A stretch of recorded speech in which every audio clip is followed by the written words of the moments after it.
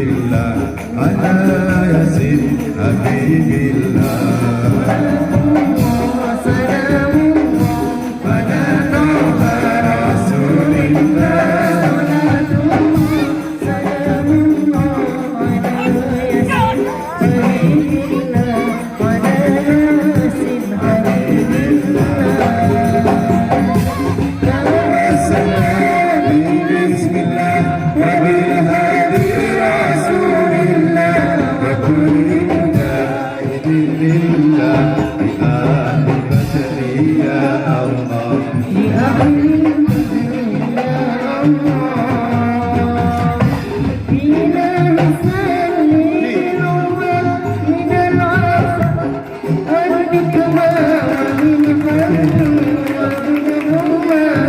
Terima kasih kami sampaikan kepada Bapak Arjun dilanjut oleh dengan Bapak Arjun.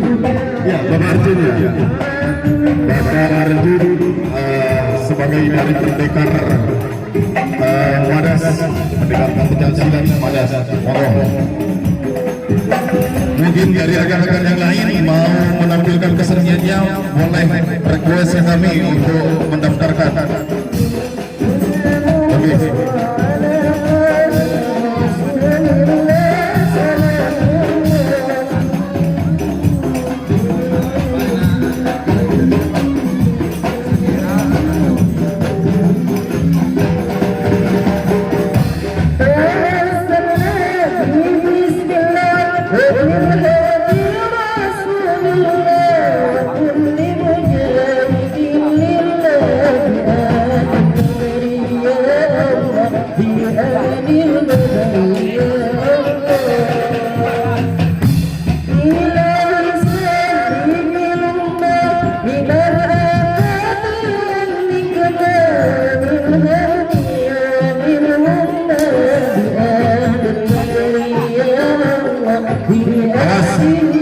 Minta tolong kepada rekan-rekan Madas yang lain agar supaya yang anak-anak itu ya dipinggirkan semuanya, takutnya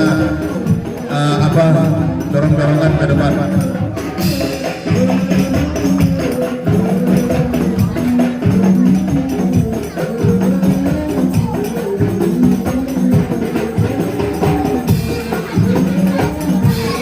Allahumma sholli ala Muhammad.